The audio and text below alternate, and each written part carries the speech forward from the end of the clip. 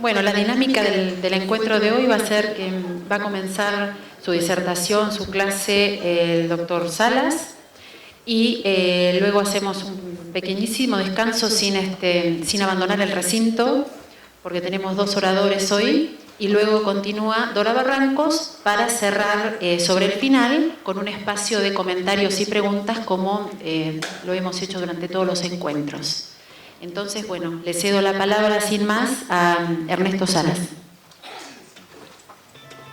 Hola, ¿qué tal? Buenas tardes, muchas gracias por invitarme, por estar acá.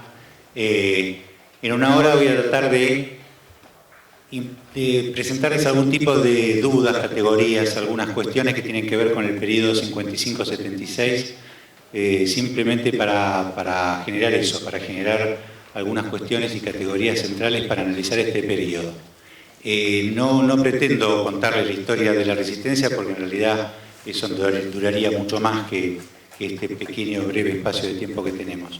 Pero espero que las categorías les sirvan como para empezar a mirar este periodo y diferenciarlo del periodo presente, porque hay lo voy anticipando, hay una tentación de que como parte de ese pasado figura todavía en este presente, nosotros a veces transfiramos categorías de aquel momento o experiencias de aquel momento para este presente, o viceversa, que tomemos algunas de las cuestiones que pasan en nuestra conflictiva vida política para tratar de colocarlas en el marco de aquel periodo casi mítico para el peronismo que fue la resistencia peronista. En primer lugar, la cita que está aquí atrás, la cita de Michel Foucault, el orden del discurso. El discurso no es simplemente aquello que traduce las luchas o los sistemas de dominación, sino aquello por lo que y por el medio del cual se lucha. Tiene que ver con el hecho de que muchas veces el discurso, nosotros consumimos el discurso engañoso de nuestros adversarios. Y esto quiero empezar diciéndolo con un ejemplo. No es lo mismo decir Perón cayó o Irigoyen cayó, que está bastante extendido en nuestros libros de historia, la caída de Perón, la caída de Irigoyen, como si Perón y Irigoyen se hubieran caído solos, digamos. Sino que la verdadera realidad o aquello que nosotros queremos expresar no cabe en esas palabras. Lo mismo pasa con el bombardeo de la Plaza de Mayo. ¿Qué se bombardeó cuando bombardearon la Plaza de Mayo? ¿Por qué se encubre que hubo 400 víctimas? Es decir, el discurso es el lugar por donde nosotros combatimos. Y ese discurso muchas veces lo naturalizamos o naturalizamos el discurso del otro. Entonces es efectivamente el lugar en el cual nosotros nombramos las cosas y las definimos de nuestra manera, no de la manera del otro. Perón no cayó. Un gobierno constitucional elegido democráticamente con más del 60% de los votos fue directamente volteado por una coalición cívico-militar, ¿no?, que destruyó, invadió, primero bombardeó la Plaza de Mayo matando 400 víctimas inocentes y luego estableció un régimen de terror hacia adelante, ¿no? Entonces, algunas de las categorías que nos van a servir como para analizar el periodo, ¿no?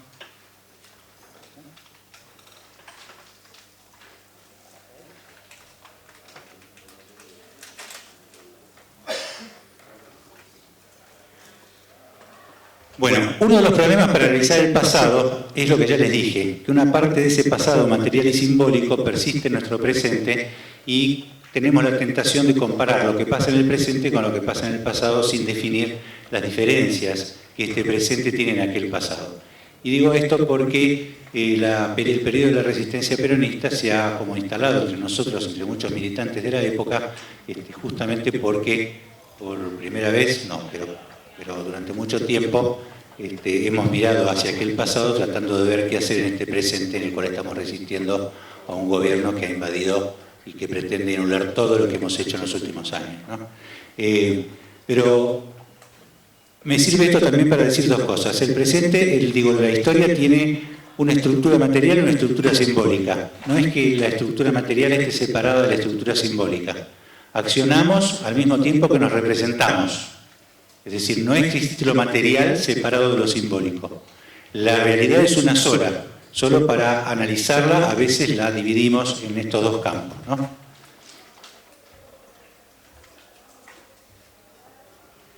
El primer elemento a tener en cuenta es un salto en la violencia política estatal, o sea, un salto en la violencia que el Estado es capaz de desarrollar para eliminar, controlar a la sociedad civil, en este caso al peronismo que había sido derrotado. El Estado es normalmente el legítimo ejecutor de la violencia, pero no lo es en una dictadura. Por lo tanto, el régimen de terror que se va a instalar a partir de 1955-1956, lo que hace es aumentar la represión. Esto ya ha sucedido en otros periodos, como en el caso de la dictadura fascista de Uriburu en 1930. Pero aquí va a haber lo que se llamó en algún momento una espiral de violencia. Es decir, la necesidad de los sectores de los dominantes de la Argentina de ser cada vez más violentos para poder controlar la reacción popular en los proyectos encarnados por el peronismo, pero que al mismo tiempo fueron anulados en los años siguientes. Hay varios ejemplos. La masacre del 9 y 10 de junio de 1956, el secuestro y asesinato de Felipe Vallese, Trelew, la cantidad de presos en las cárceles que nuevamente se reinstalaban, como el penal de Ushuaia, que había sido cerrado por ser un penal del terror y se reabrió especialmente para mandar allí a los presos peronistas.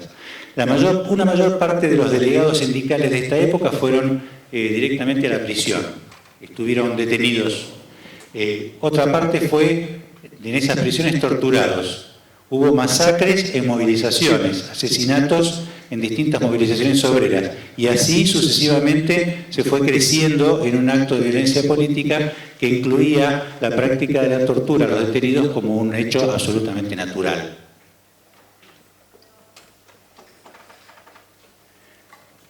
Hay algo a aclarar respecto del presente y aquel pasado, y es esto: la primacía del peso de la clase obrera en el bloque popular.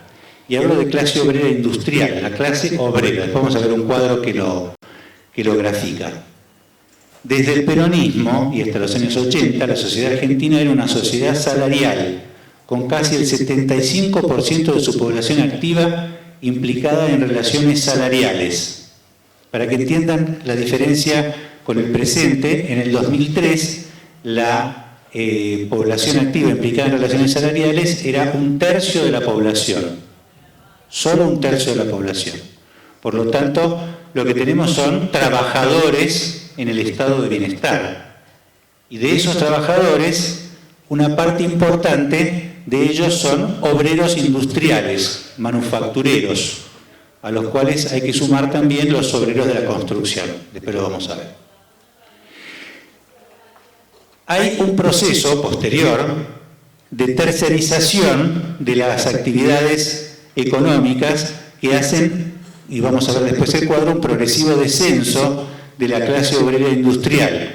Pero en este momento el sector hegemónico de la clase trabajadora es la clase obrera industrial. Y digo, la diferencia es trabajadores incorporados en grandes fábricas con cercanía, solidaridad, militancia gremial común y una experiencia de explotación y de exclusión común. Los obreros son el 26,1% en 1960 y el 15,5% en 1990, según los datos censales, ¿no? De constituir más de 1/4 del total de los asalariados ocupados en 1960, los obreros industriales pasaron a ser una 7ª parte en el 2001. La participación de los asalariados en el ingreso, en el periodo 1956-1974, se mantuvo en el 33%. Era más, por supuesto, durante los gobiernos peronistas, pero más o menos se estableció en un 33% a partir de 1957-58. Cayó perdón, en 1959 cae en ese valor, y el 45% en los últimos años de la década de 1960. Imaginen el crecimiento del salario respecto del Producto Bruto, y en 1982 este era el 22%, o sea, mucho menos que durante el gobierno de Frondizi. Durante estos años, al mismo tiempo, hubo pleno empleo.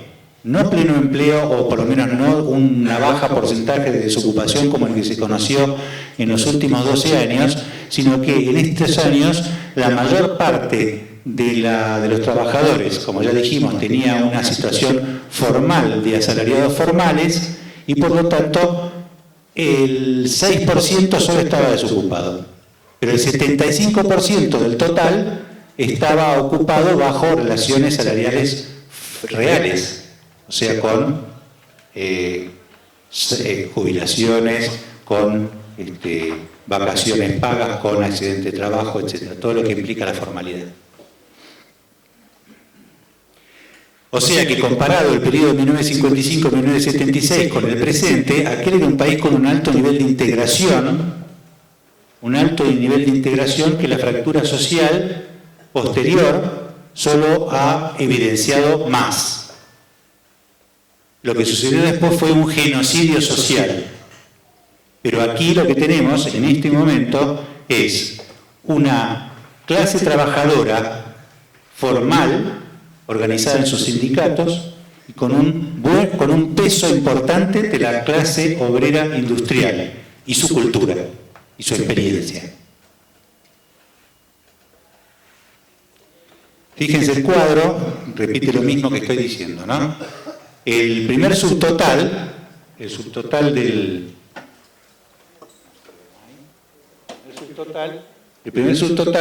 1947 y 1960 hasta 1990, porque no importa lo que pasó después, sino lo que pasó hasta ahí.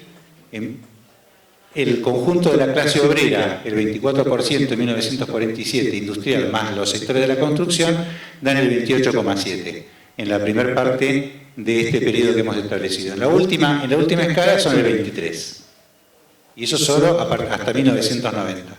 O sea que hasta la actualidad es mucho más todavía el descenso de la importancia relativa de la clase obrera industrial respecto de lo que había sido en 1947. Fíjese en 1960, ¿no? En un nuevo proceso de sustitución de importaciones, la clase obrera industrial va a ser el 32%, y ahí se va a mantener hasta 1980 y luego va a caer. Lo mismo pasa con el sector primario, o sea, con los obreros, con los trabajadores agrícolas, ¿no? Los trabajadores agrícolas eran el 27% en 1947 y actualmente, o en 1990, ya eran el 12%. Y eso sin haber llegado todavía el cultivo sojero transgénico, que redujo mucho más todavía el trabajo agrícola.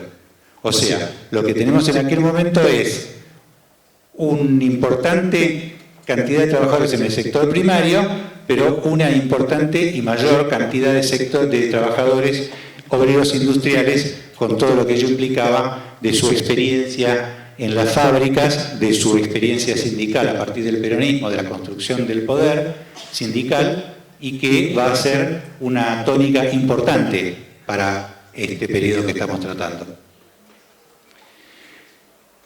Al mismo tiempo, yo lo había marcado antes, este es un periodo de sustitución de importación, hay un cambio en la estructura de acumulación del capital a partir del frondicismo. Esto es más o menos conocido, es el ingreso del capital norteamericano, fundamentalmente en automotrices y petroquímica y siderurgia, que va a convocar a distintas consecuencias, de las cuales están tratadas aquí algunas. Primero, que a la clase obrera anterior se le va a sumar un nuevo sector de clase obrera, ya no tan radicado en la capital federal y en Buenos Aires, sino mucho más radicado en algunas provincias del interior, como es el cordón del río Paraná y Córdoba, fundamentalmente. En segundo lugar, un reemplazo en lo que serían los sectores dominantes, un nuevo sector que llamaremos gran burguesía industrial, que es la que incorpora estos sectores de capital norteamericano concentrado, los más dinámicos en la economía, ¿no? Por eso son los que marcan la tónica de la acumulación.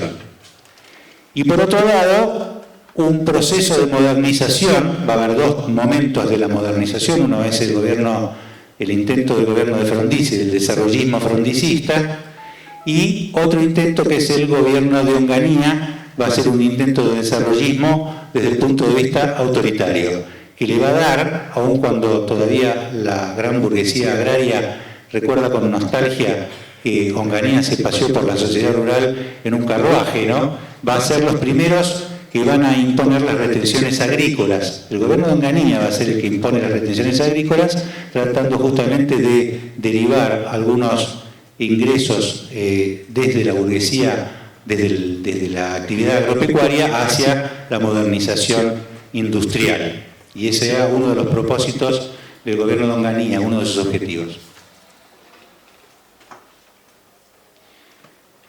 Vamos ahora a tratar de identificar en muy grandes rasgos las dos fuerzas ideológico-políticas, sociales, que se enfrentan en aquel momento. Ese es el momento clarísimo del peronismo-antiperonismo.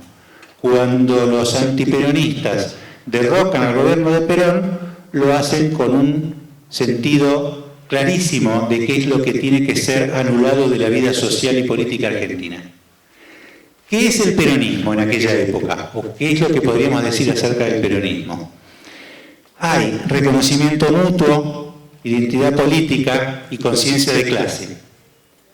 Porque al analizar la resistencia peronista, en los primeros años después del derrocamiento de Perón, resaltan a partir de la experiencia que tienen los trabajadores en establecimientos fabriles donde viven la misma experiencia cotidiana y la misma experiencia de lucha, resalta un alto grado de reconocimiento mutuo. Somos obreros, ¿no? Un proceso de identidad política. Nosotros somos los que ellos no son. Nosotros somos porque ellos son. Si nosotros somos obreros y peronistas, porque ellos nos lo recuerdan todo el día. Estamos excluidos, estamos perseguidos, estamos encarcelados. Nosotros somos lo que ellos persiguen. Pero como somos lo que ellos persiguen, al mismo tiempo somos lo que afirmamos. Obreros y peronistas. Esta experiencia podría llamarse cultura popular, cultura de clase o simplemente conciencia de clase.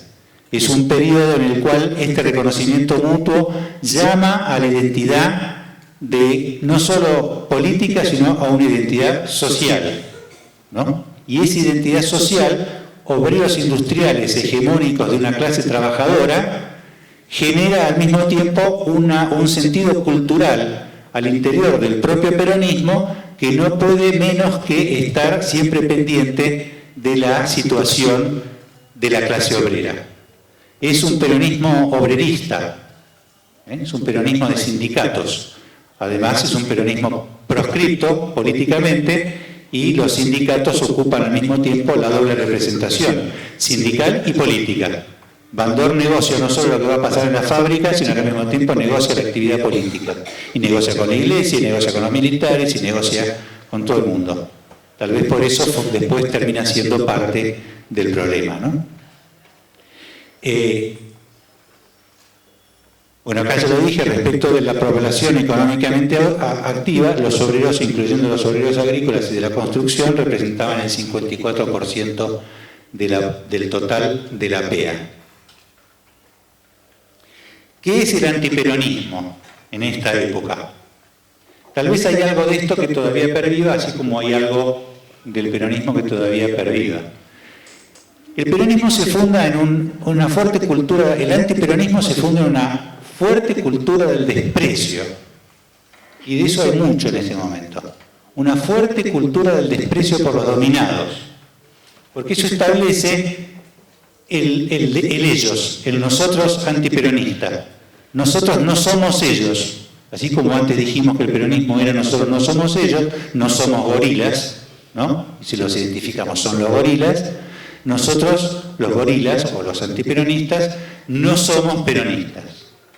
No somos esos. No somos aquellos que permite excluirlos de la capacidad de decisión debido a su persistente obsesión por optar por la barbarie, ¿no?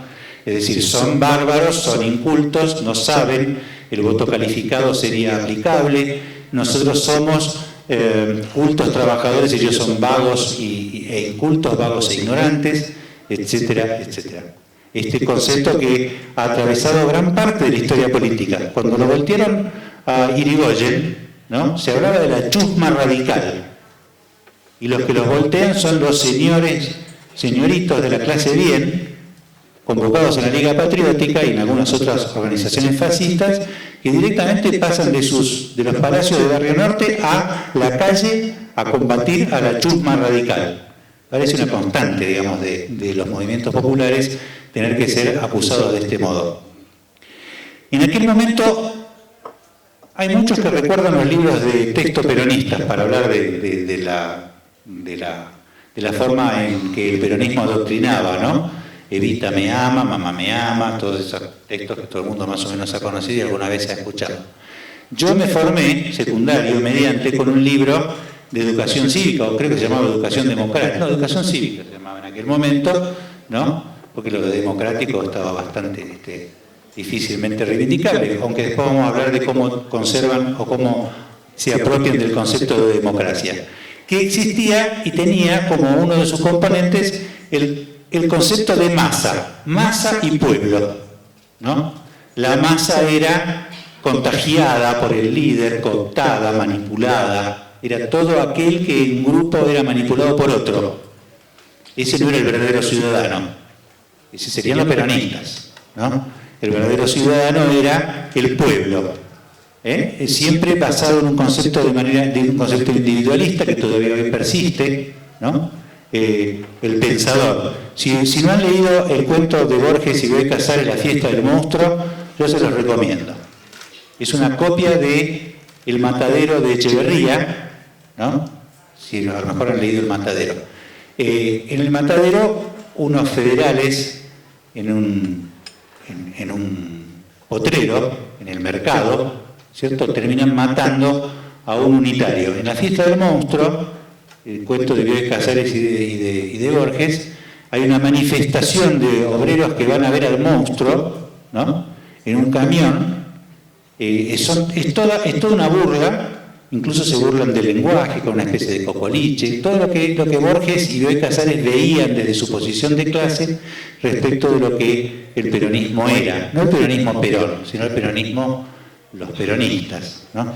Terminan matando a un judío. O sea, hay toda una alegoría que une el cuento de La fiesta del monstruo con el matadero de Esteban Echeverría. Y ya dijimos el efecto contagio, cuando están juntos no actúan como individuos, cuando están juntos se dejan contagiar y se ponen violentos, se ponen violentos y se dejan llevar. Por eso la fiesta del monstruo es una fiesta violenta, donde lo popular está significado como solo, igual que en el matadero, el acto violento de aquellos que son parte de la barbarie. Y por otro lado, la apropiación del concepto de democracia. Decía Jauretche que, lo decía en el momento de la dictadura, ¿no? Cuando ellos gobiernan, o sea, cuando ellos gobiernan son la democracia y cuando nosotros gobernamos somos la dictadura para ellos. Es decir, la apropiación del concepto de democracia. ¿Cómo se hacía la apropiación del concepto de democracia durante el antiperonismo posterior?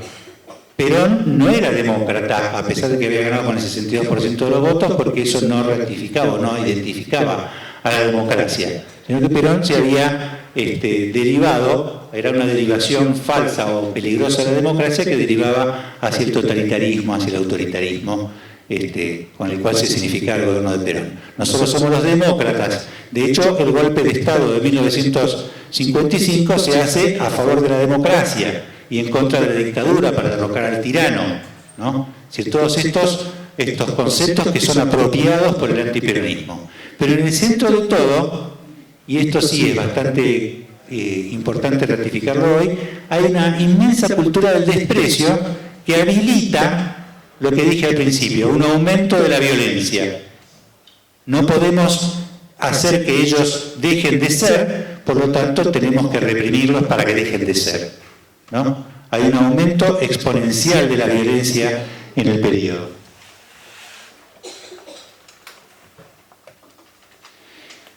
Acá hay una cuestión que quisiera marcar y que tiene que ver, es un dato también de este periodo, ¿no? Y es esto, el factor de la Guerra Fría en la configuración práctico-ideológica de las opciones populares. Con esto quiero decir que, como todos saben, después del 55 aparece la Guerra Fría o el conflicto entre los dos bloques de poder mundiales, ¿no? Significados por el comunismo y el capitalismo, por la Unión Soviética y los Estados Unidos, etcétera, etcétera, y una serie de guerras coloniales, en algún caso, de liberación, que todavía son guerras de liberación anticoloniales, y algunas guerras que se van enfocando, estas guerras de liberación anticoloniales, en una ideología que es propia de la época, del enfrentamiento entre esos dos bloques, los no alineados, el giro a la izquierda de la mayor parte de los movimientos de liberación, fundamentalmente basados en, primero, la guerra de Argelia, un ejemplo fundamental para la resistencia peronista de los primeros años, después la Revolución Cubana y después la guerra de Vietnam. Es decir, en el proceso de liberación, en el proceso de antidictatorial o en el proceso de liberación o de las luchas peronistas del momento, el propio peronismo tiende a dividirse o a adoptar algunas de estas corrientes ideológicas de la Guerra Fría. Es importante esto porque no es que la izquierda peronista haya aparecido ahora, pero la izquierda peronista se fortifica en este momento, así como la derecha también se fortifica en este momento, a partir de estas opciones.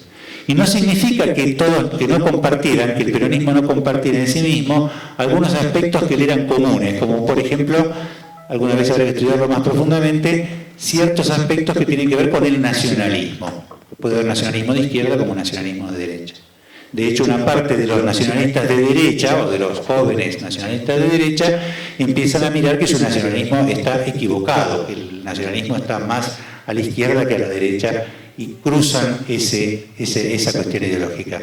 Y esto va a tener que ver, esto que digo yo, el factor Guerra Fría, como parte de esta orientación, porque esto va a provocar una serie de conflictos al interior del propio peronismo que van a hacer eclosión en el gobierno del 73-76. Al mismo tiempo este periodo es un periodo de ascenso de las luchas y ascenso de los derechos de los trabajadores a nivel mundial. Es lo que a nivel planetario se ha llamado el estado de bienestar o el periodo del estado de bienestar. Erich Hobsbawm dice que es el momento de mayor ascendente de las luchas populares y del momento en el que mayor cantidad de derechos y de conquistas las clases obreras adquirieron en el Occidente, en contraposición justamente por el debate, por el conflicto Occidente-Oriente, o por lo menos capitalismo-comunismo, ¿no? Las burguesías occidentales capitalistas debían demostrar que también ellos podían hacer algunos beneficios, que podían otorgarle beneficios a la clase obrera en el Occidente para poder competir contra la competencia que tenían respecto de las revoluciones socialistas que se iban dando en el mundo. Entonces, existe un orden político posperonista porque inmediatamente el peronismo no vuelve y por lo tanto Perón no vuelve al gobierno ni a la Argentina y por lo tanto aparece una especie de orden político en el cual hay partidos políticos cómplices y democracias tuteladas. ¿Por qué hablo de partidos políticos cómplices? Porque el radicalismo y algunos otros partidos participaron en elecciones tuteladas o en elecciones controladas por las Fuerzas Armadas, por los sectores del poder dominantes, ¿no? A sabiendas de que la mayor parte del electorado argentino estaba proscripto. No se puede llamar plenas democracias, si es que queremos diferenciarlo de democracias plenas, a los gobiernos de Frondizi y al gobierno de Ilia. Y hay que decirlo de una buena vez, porque en realidad se habla de democracia cuando en realidad esos gobiernos fueron posibles porque había un electorado proscripto. También hay una tutela de las Fuerzas Armadas que se va a ir haciendo cada vez más profunda. Si en el primer gobierno, que sería la Revolución Fusiladora Libertadora, no pretenden quedarse, sino llaman elecciones casi inmediatamente, tratando de corregir el defecto del peronismo, el gobierno de Onganía va a ser un gobierno con objetivos larguísimos para quedarse para siempre, cambiar la estructura económica, la estructura social y la estructura política de la Argentina. Es decir, que de la democracia tutelada se pasa directamente a la dictadura plena, ¿no? Que es la de Onganía, Levingston, Lanusse. También está la legitimación de una sociedad antiperonista, anticomunista. Es decir, hay cierta ligazón entre lo que sería para las Fuerzas Armadas y para los organismos represivos el peronismo y el anticomunismo, porque se habla de batalla anticomunista o de guerra contrarrevolucionaria o de guerra revolucionaria anticomunista, como la han ellos mismos definido, pero en realidad a los que persiguen más claramente y los que ponen la mayor cantidad de los muertos es el partido peronista o el movimiento peronista, no solo la izquierda, a la cual también persiguen. Pero los militares tienen claro que el peronismo en esta época es peligroso, es la antesala de algo que ellos denominan vagamente el comunismo, ¿no? Una sociedad más igualitaria o una sociedad más justa. La otra cuestión es la cuestión peronista, porque la identidad no se diluye. Ellos esperan en 1956, con la Revolución Libertadora, que la identidad se diluya, que los peronistas dejen de ser peronistas y opten por el radicalismo, opten por las demás orientaciones políticas que se les van presentando, siendo que el peronismo está proscripto, ¿no? Pero la cuestión peronista es el hecho de que la identidad no se diluye y poco a poco hay que ir abriendo ciertos canales políticos a la participación peronista, aunque sea neoperonista, aunque sea bandorista, aunque se lo proscriba durante todo el periodo de Perón, la cuestión peronista está ahí. ¿Qué hacer con los votos peronistas? Se lo planteó Frondizi, se lo planteó Ilia, se lo plantearon los radicales, se lo planteó todo el mundo. ¿Cómo hacemos para captar ese conjunto del electorado que queda libre y que sigue siendo peronista, que no es que deja de ser peronista? Ellos esperaban que el peronismo se fraccionara, los distintos gobiernos semidemocráticos y las dictaduras esperaban esto y por la cuestión peronista se fraccionaron ellos. Y esto es un dato importante para ver el periodo. Se fracciona el Partido Socialista, Partido Socialista Auténtico, Partido Socialista Popular. Se fraccionan las Fuerzas Armadas, entre azules y colorados, ¿no? Se fracciona la Iglesia. El peronismo parece que en la década del 60 va como invadiendo el conjunto de la vida política. No puede estar prohibido, proscripto, pero desarrolla su actividad política en la sociedad civil. Y en esa sociedad va generando fracturas. Una parte importante de los sindicatos llamados democráticos, amarillos, etcétera, de la década del 50 desaparecen en la década del 60. Los trabajadores de cuello blanco se hacen peronistas. O sea, vamos a ver que esto también tiene una cuestión compleja porque el peronismo empieza a ser la representación de la sociedad en su conjunto. Hay algo también que es la cuestión sindical y el posperonismo. Y ahí tenemos para 3 clases, si quieres, para tres reuniones, ¿no?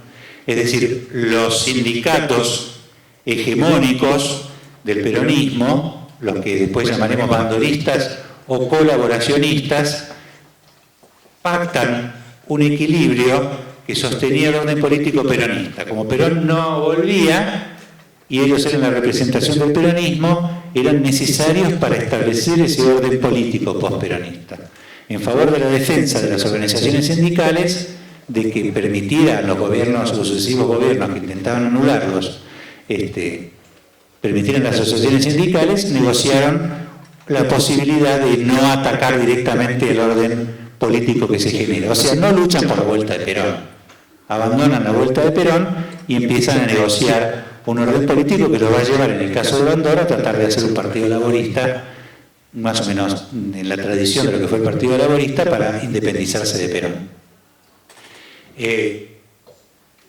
Por supuesto que esto consolida algo que es muy importante, que son los aparatos gremiales, la capacidad que tienen los sindicatos de la época de copiar algunos aspectos del Estado peronista que empiezan a ser eliminados de la estructura del Estado. O sea, la obra social, las vacaciones, etcétera, etcétera, etcétera. Toda la obra social que los sindicatos van haciendo con sus aparatos en la década del 60. Pero al mismo tiempo, ya sabemos, hay una nueva clase obrera, por lo menos un nuevo sector de la clase obrera, que ya dijimos va a estar instalado en algunos sectores diferentes que la ciudad de Buenos Aires, y esa nueva clase obrera va a atender o al combativismo o al clasismo.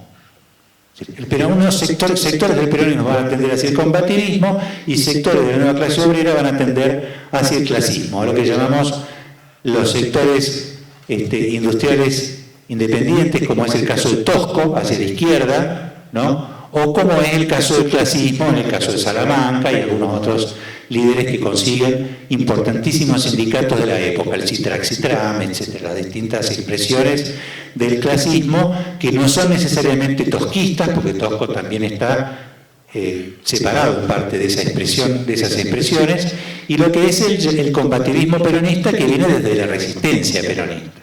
Un Atilio López, un Ongaro, unos dirigentes sindicales que son cristianos sociales o social cristianos y que empiezan a involucrar estas corrientes ideológicas que yo les marqué en el marco de una lucha cada vez más creciente contra la dictadura.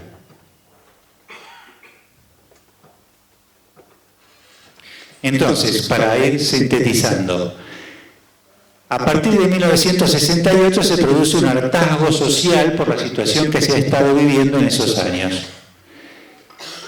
A la exclusión política, a las dictaduras y gobiernos crecientemente represivos, al conservadurismo social, a la represión cultural. En esta época se da toda una serie de cambios en la cultura mundial que al mismo tiempo hacen que nuestros conservadores se vean cada vez más conservadores, ¿no?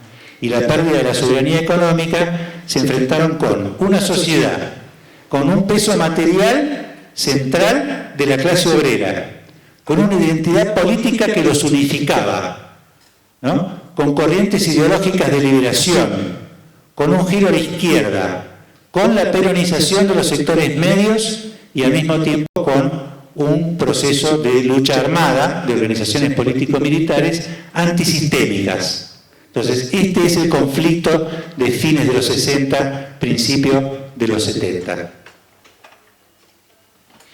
Bueno, algunas etapas de la resistencia peronista, 1955-1960, puede ser 1962 también, la resistencia peronista propiamente dicha, 1955-1958, la época del caño, ¿no? Lo que sería la masividad del terrorismo urbano hecho desde una pequeñísima escala. Desde 1958 a 1960-62 la semilegalidad, desde 1960-62 hasta 1968 la era bandorista, desde 1968 a 1973 la etapa insurreccional, ¿no? El cordobazo, los distintos asos, el rosariazo, el chipoletazo, el rocazo, el tucumanazo, etcétera, las insurrecciones de las sociedades civiles, justamente concentran la clase obrera y los estudiantes, ¿no? De fines de la década del 60, que están lideradas por el sindicalismo de liberación, las pobladas, la masividad que tienen o la simpatía que tienen las organizaciones político-militares en ese momento, ¿no? Montoneros y otras organizaciones del peronismo, también las organizaciones marxistas-leninistas, y finalmente marcar el factor Perón, que nadie puede deslegitimar, porque ese factor Perón, que es el que en cierto modo dirige desde el exterior el conjunto de los hilos de la resistencia, jugando alternativamente a unos y a otros, va a ser el factor definitivo también en el conflicto que se va a dar entre el 73 y el 76. Dado que el peronismo ocupa la mayor parte de las corrientes ideológicas del período, el peronismo se va a convertir en el sistema. Y muchas corrientes, muchos que no eran peronistas, como pasa ahora también, van a ingresar al peronismo porque es la oportunidad de poder llegar al gobierno, de poder llegar al poder. El peronismo se transforma en una suerte de Estado, o de sistema político, por intermedio de participar en el peronismo se llega a los cargos del Estado. Esa interiorización del conflicto, clarísimo, ustedes la conocen, es el conflicto que se va a dar entre la derecha y la izquierda, la derecha, el sindicalismo y la izquierda, ¿no? Y que va a poner en crisis la opción peronista de 1973. Para finalizar, esto es un vuelo de pájaro, obviamente. Todos estos factores han influido y no influyen, muchos de ellos, en la actualidad. Tenemos una sociedad muy diferente de la resistencia peronista, ¿no? La resistencia peronista, ahora va a contar Dora algunas de esas escenas, tiene hermosas escenas románticas de resistencia popular, ¿no? Y esa indignación, esa bronca expresada en organización social, en organización política, tiene posibilidad, esa posibilidad, en aquel momento, por estos factores que acabamos de señalar, ¿no? Por todos estos factores. Una gran parte de esos factores han desaparecido con la dictadura, desde la dictadura para acá, y con la recuperación democrática. Porque lo que tenemos ahora no es un proceso dictatorial o de semidemocracia, sino que tenemos otro proceso totalmente diferente, con una clase obrera mermada, con un sector terciario aumentado, con un sector de servicios aumentado, y con algo que ha llegado para instalarse, que no estaba previsto ni está en ninguna de estas opciones, como verán, que es la informalidad laboral. Y esto es una cuestión global de la globalización, no es un fenómeno solamente argentino. El 35% de informalidad laboral, las estrategias de supervivencia de los sectores más desposeídos de nuestra sociedad, está formando un nuevo tipo de organización que en aquel momento estaba más centrado en el movimiento social, sindical y en la clase obrera. Muchísimas gracias.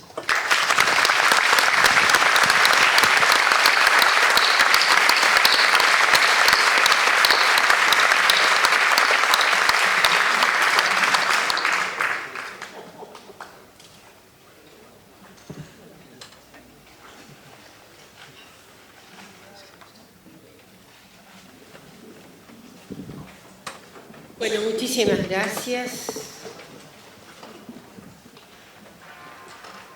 Queridos amigos, a Sarita y Enrique, que tuvieron la desventura de invitarme, ¿no?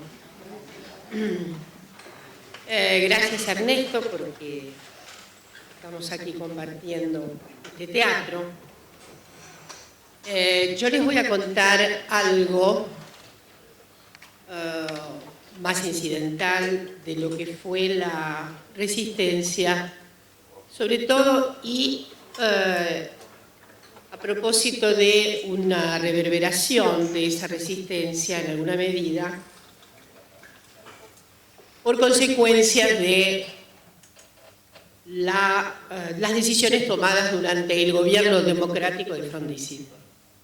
Más dicen, vamos a comernos el micrófono. Entonces, las reflexiones mías tienen mucho que ver con un encuadre, no solamente local, sino internacional, al que ha mencionado Ernesto con mucha claridad, y es la aparición de un fenómeno llamado Guerra Fría. La Guerra Fría, como lo ha dicho Ernesto, se suscita a propósito de la división que genera el fin de la Segunda Guerra Mundial, la división que genera en lo que iba a ser clara una esfera de influencia decisiva para la Unión Soviética y una amenaza tremenda por parte de Estados Unidos y sus aliados respecto de la expansión que iba a tener indudablemente la Unión Soviética, sobre todo a propósito de áreas más acá de Polonia o Brava, como una especie ya de cerco. El asunto era hundir hacia los países del oeste, y desde luego gravitaba la cuestión de un país como Grecia, en donde se ensaya una primera condición de posibilidad de resolver lo que estaba clarísimo que iba a ocurrir en Grecia, y que era efectivamente caer en la dominación de la Unión de Repúblicas Socialistas Soviéticas. La Guerra Fría, en verdad, no acontece de inmediato, es decir, este fenómeno no va a acontecer de inmediato en América Latina. Hay algunos autores, entre ellos un querido colega, Leandro Morgenfeld, quien dice que fue a propósito de los acuerdos de Caracas, ahí nomás, 54, que Estados Unidos gira la mirada, preocupadísima por lo que estaba ocurriendo en América Latina, y muy concretamente con lo que estaba ocurriendo en Centroamérica. La gravitación del problema era Guatemala. Guatemala, que había venido una serie de sacudidas y que había articulado nada menos que un gobierno de centro-izquierda con Jacobo Arbenz. Jacobo Arbenz fue derrotado de manera directa por la CIA, nada de empeños articulados mediadores. El golpe contra Arbenz se ejecuta de manera directa, con agentes directos de la CIA, con específicas indicaciones de la CIA, con la estrategia de la CIA, etcétera, etcétera, de modo que Jacobo Arbenz cae en el 54 de manera humillante. Voy a recordar algunas de las circunstancias de la caída de Arbenz. Tuvo que exilarse durante más de 2 meses con toda la familia, y voy a hacer un paréntesis, casi de inmediato, y luego se exilia en la Embajada de México, y a la salida es obligado, hay imágenes todavía, a bajarse los pantalones en el aeropuerto para que se lo revisara, a ver si no llevaba, se decía inclusive, las joyas de su querida mujer María Cristina Vilanova de Arbenz. Y ahí vale el paréntesis. La verdad, yo he trabajado recientemente las mujeres durante la Guerra Fría, a propósito de la caída de gobiernos democráticos, mal llamados populistas, es decir, bien llamados, no hay por qué alterarse, me parece que es notable el concepto, sino que son articulaciones democráticas populares. En verdad, lo de Cristina Vilanova de Arbenz fue extraordinariamente desconocido, era para mí, hasta que, a propósito de este análisis de mujeres que habían padecido durante la Guerra Fría, descubrí a una figura que, por otra parte, había querido emparentarse políticamente con Evita. Vilanova había hecho en Guatemala, había visitado la Argentina, había llevado adelante una serie de reformas sociales, y había acompañado a su marido en la gesta contra la famosa United Fruits, que era la compañía que tenía de todo, hasta barcos, en fin, y que tiene tantísimo que ver con la caída de Arbenz. A propósito de esa caída, es que Morgenfeld dice, de ahí en adelante la mirada de Estados Unidos se acercó mucho más focalmente a lo que ocurría en América. Y tenemos entonces la caída de Perón en el 55, y mi preocupación entonces, que es la que les quiero contar ahora, ha sido en estos últimos meses, ¿qué pasó con la resistencia? ¿Qué pasó con la actividad de las mujeres peronistas durante esos dramáticos años que van desde el 55, 56 hasta el 62? Ernesto describió muy bien en su texto lo que fue la revuelta de los Uturuncos, muy precursora, y que quedó como una cuestión bastante mitológica dentro del peronismo, ¿no? En realidad, como ha dicho también Ernesto, el peronismo fue dramáticamente proscripto, estuvieron prohibidos los enunciados respecto de Perón, Evita, etcétera, pero hay buenos trabajos hoy que muestran cómo la gente de alguna manera podía, hizo una reserva en altares, y en ciertos cabildeos que se hacían a menudo de manera muy oculta. En algunas ocasiones, hasta el 26 de julio, se podían reunir en algunas plazas eventualmente, ha ocurrido, pero lo que me parece que ha sido poco mostrado es efectivamente la cuestión de las mujeres en esos procesos.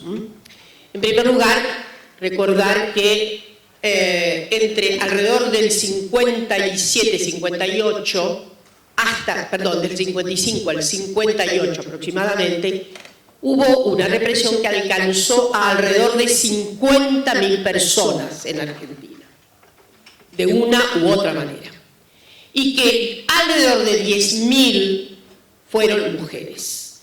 En verdad, el peronismo es reconocido hoy día por otra circunstancia peculiar y que ha llamado la atención, y es una cierta feminización de las esferas políticas. Como es bien sabido, la influencia de Evita fue notable y no se encuentra una paridad, aunque rememoramos a María Cristina Vilanova de Arbenz, no se compadece la figura de Evita con la de María Cristina, ni se compadece la figura de Evita con, en general, las mujeres que aparecieron, han aparecido siempre en los suelos políticos contestatarios, pero en particular, digo, no se revela una injundia, una cuestión fundamentalmente empática, unos reverberos inclusive de adhesión al peronismo que están muy atravesados, como bien sabemos,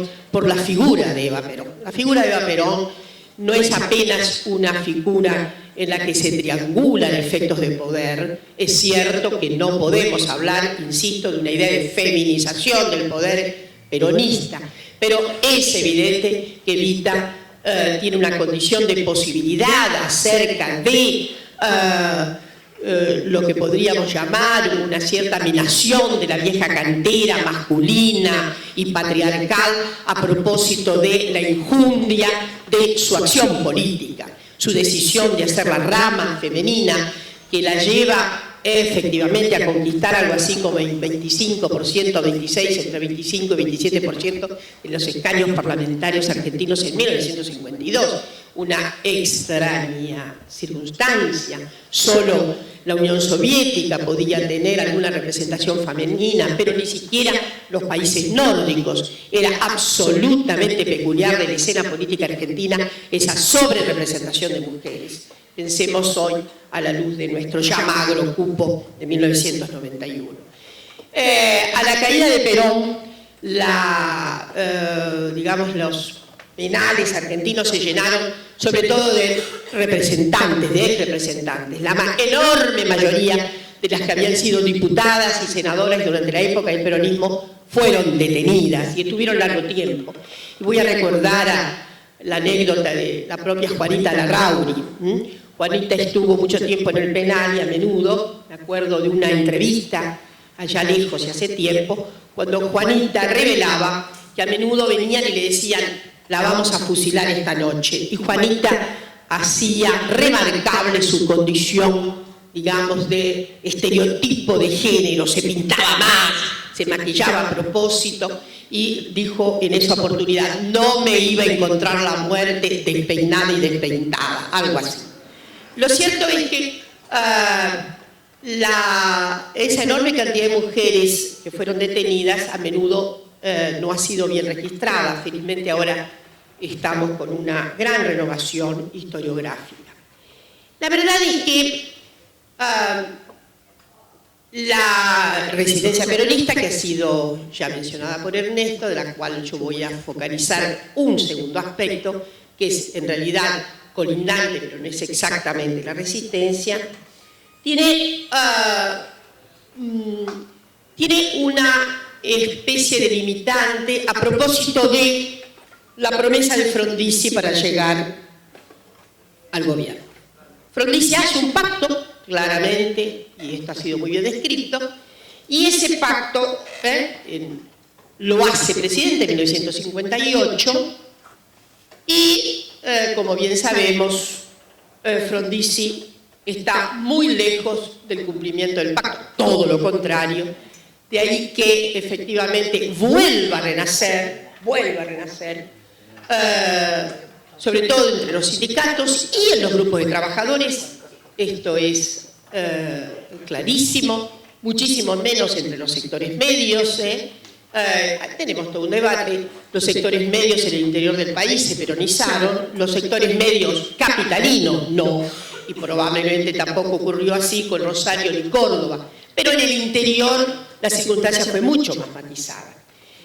Lo cierto es que Frondizi entonces incumple con todo lo previsto, se encuentra frente a una ola de mayor resistencia y absolutamente, yo diría, preocupado por lo que podría ser una alta desestabilización, va a producir un famoso decreto, el 9880, de carácter secreto, que en realidad es el que fija la norma represiva que considerada históricamente como plan Conintes en la época también, se decía así, plan en realidad que enuncia lo de combate contra la conmoción interna. Esto era el plan Conintes.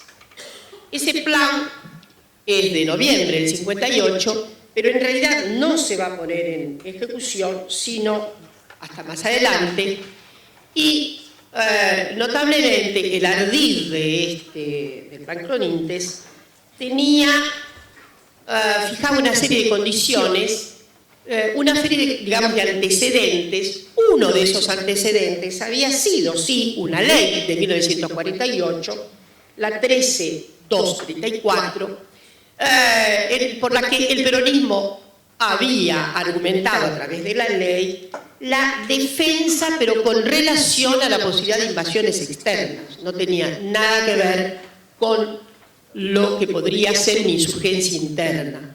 Pero en el decreto que acabo de mencionar, en este decreto que obviamente fue puesto en circulación sobre todo en 1960, en circulación, en acto, tenía una gravedad notable, y es que en verdad primero se fija el estado de sitio y se exonera la posibilidad de que haya tribunales civiles para tratar las cuestiones, se habilitan tribunales militares. Esta fue yo diría la situación más tremenda del decreto, por la cual evidentemente se transfiere todo el poder a fueros especiales que constituyen los tribunales militares que van a actuar en todo el país.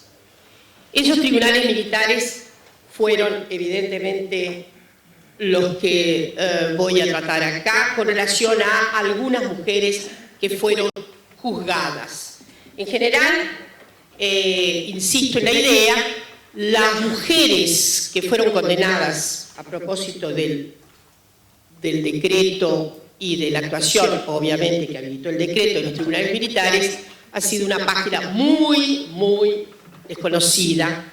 En este momento hay algunos trabajos que espero que ya consistan en tesis y que van a ser muy minuciosos con relación a la actuación de las mujeres en el suelo del peronismo.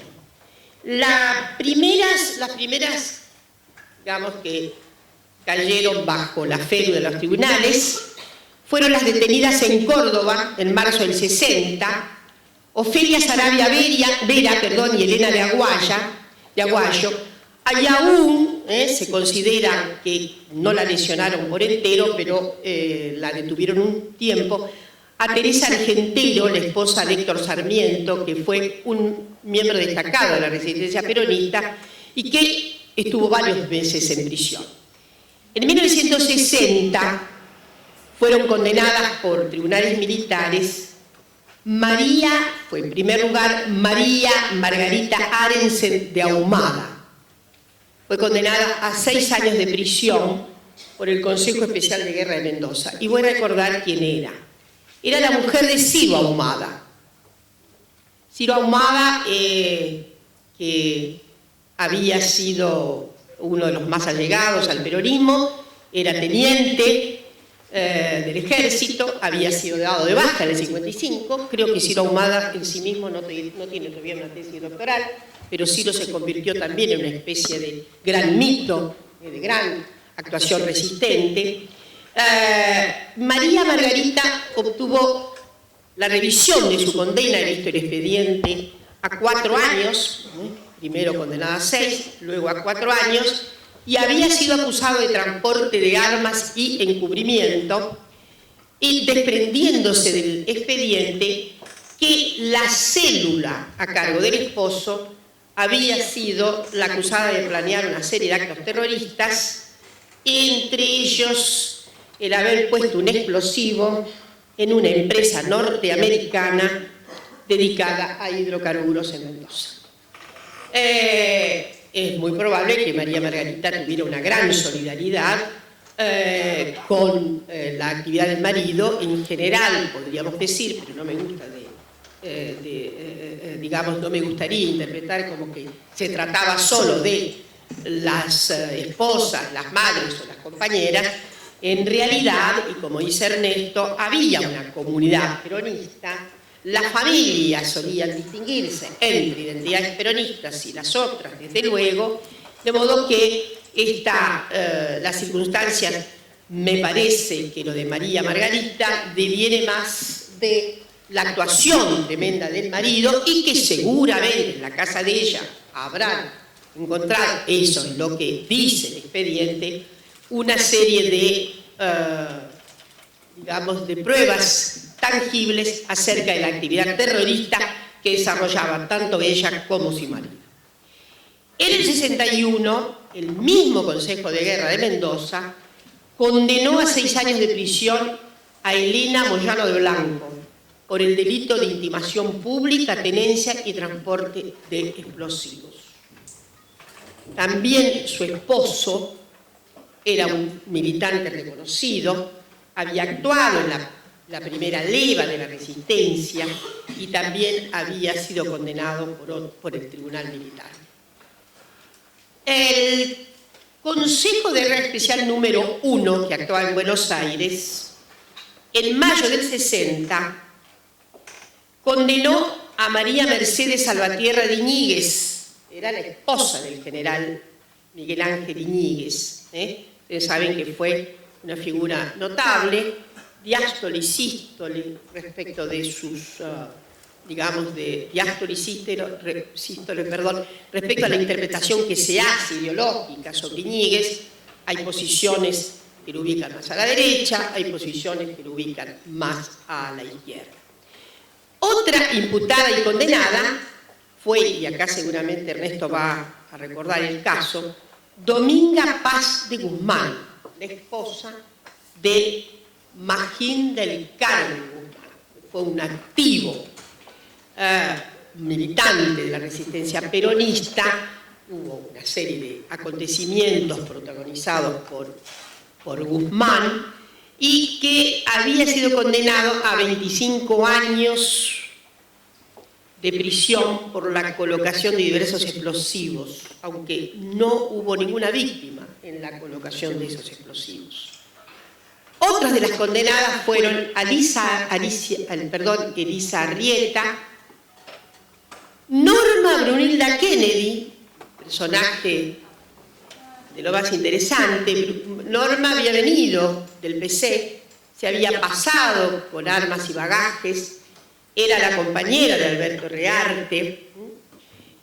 Luego, lamentablemente, ustedes saben la involución de Norma Kennedy. ¿Qué le vamos a hacer? Nadie es perfecto. Otra de las condenadas fue Zulema Bursico de Carvalho, que era la esposa de Gustavo José Carvalho, que fue sindicado en la época como un militante peligroso, que había recibido también una durísima condena.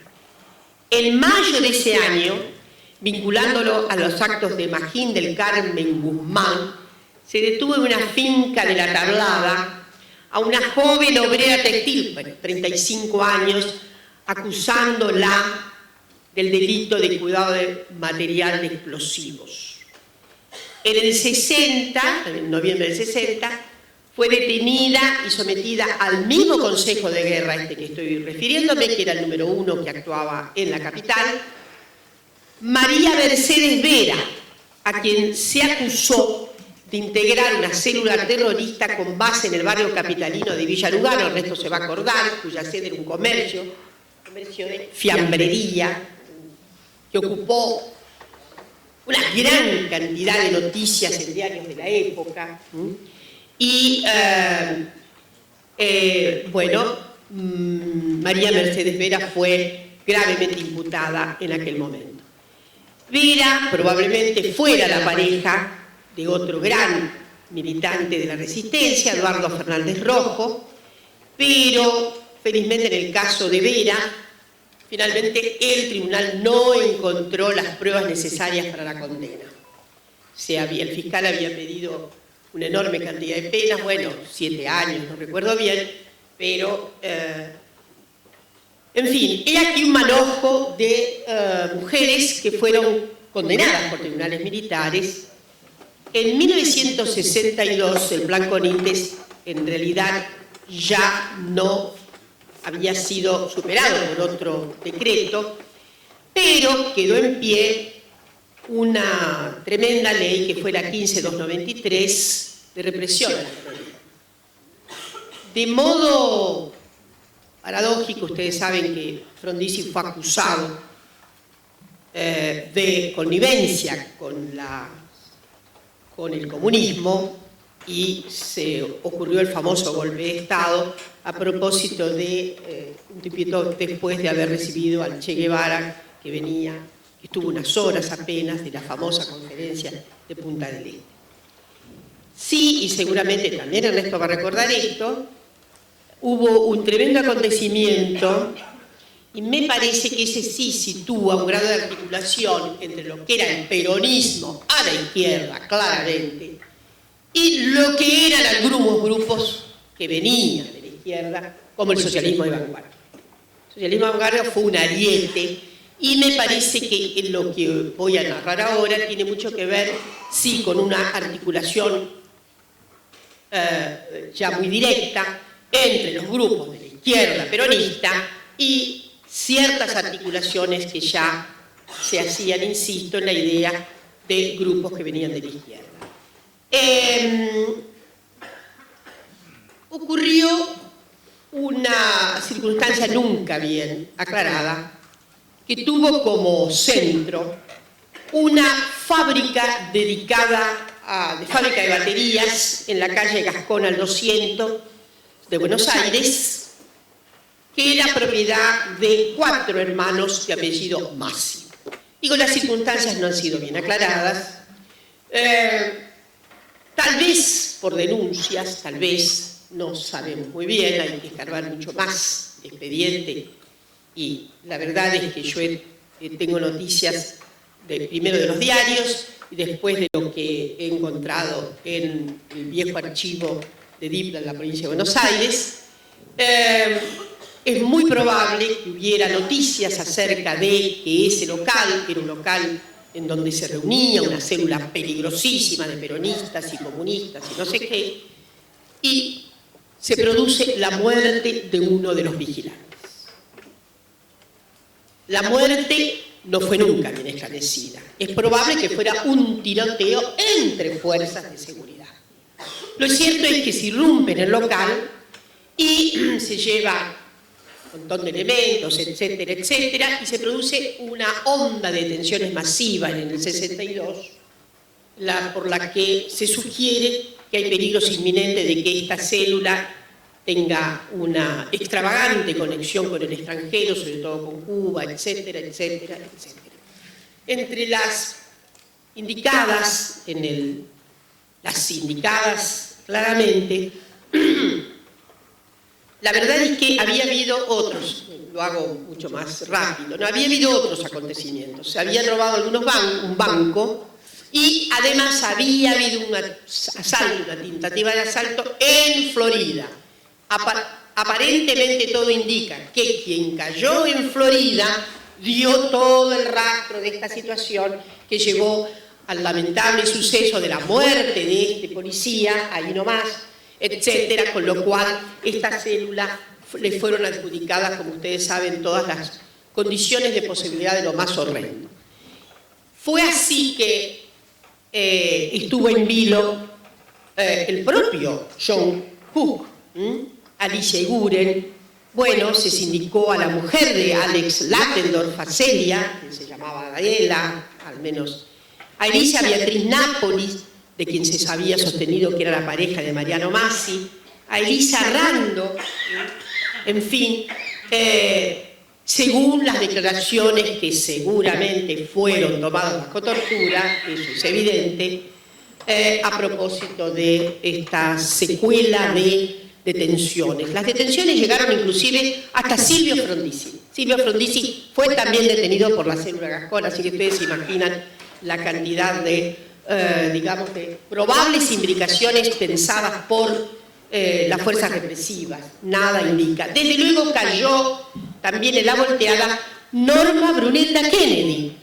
Ahora, es raro porque no se puede establecer, a la sazón parece que Norma Kennedy estaba detenida, con lo cual era bastante improbable que hubiera sido parte del grupo. Hay ahí una duda acerca de en qué momento se la había liberado a Norma Kennedy, de modo que queda en sombra, pero esto también quedó en sombra dentro de lo que he visto es el orden. DIPA contiene documentos que eran propios de la inteligencia realizada sobre todo por los organismos de la provincia de Buenos Aires.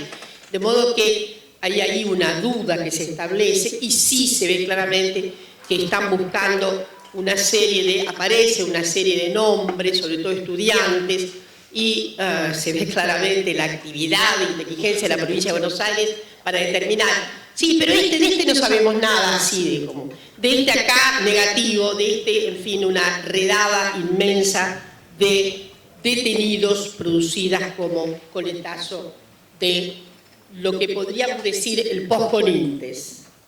Después, obviamente, esto es hasta 1962. Después las cosas cambiaron aún más.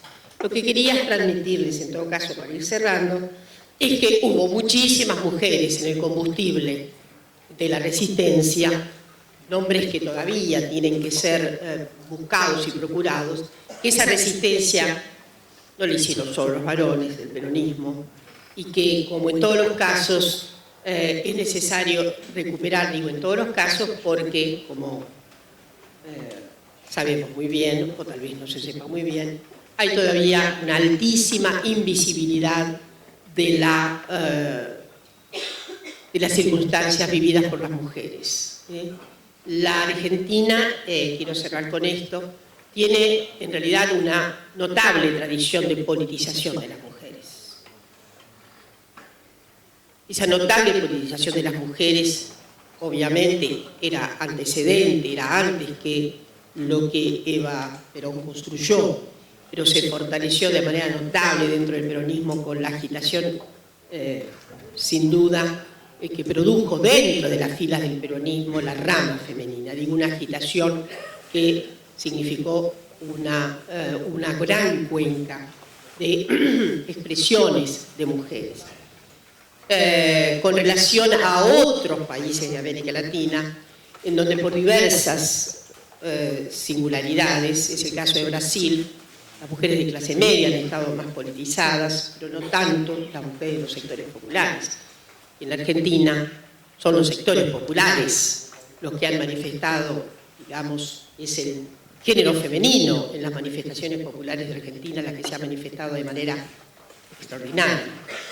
Y no puede sorprender entonces, para ir terminando, que haya habido en la Argentina un cuadro tan extraordinario femenino al frente de nuestra nación por el voto popular como es Cristina, y que fue reelecta.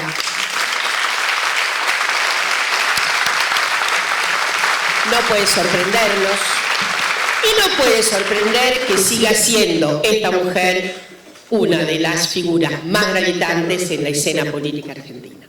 O sea, es necesario descubrir a esas mujeres y es necesario, obviamente, articular mejor los sentidos de esa participación extraordinaria. No hay sociedad sí, mujeres y varones y otros, porque los géneros están muy diversos hoy día. Bueno, muchísimas gracias.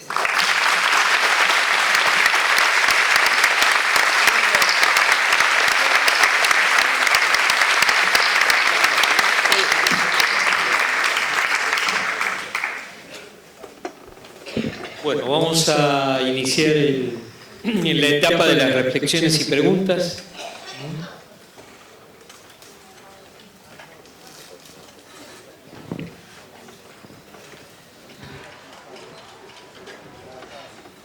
Se ve muy poco desde aquí. Sí.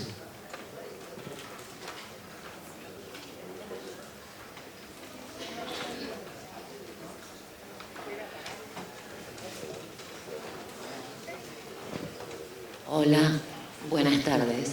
Quería saber qué pasó con las legisladoras peronistas, de qué fueron acusadas, si hay material que podamos leer. Ahí hay una parte de la historia que la mayoría yo personalmente desconocía completamente. Gracias. Sí.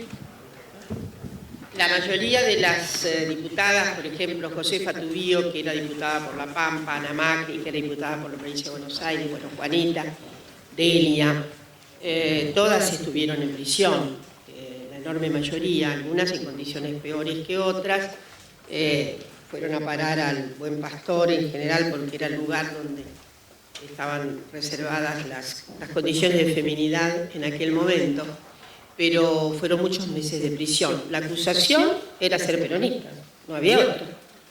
La verdad que no había imputación a ninguna otra.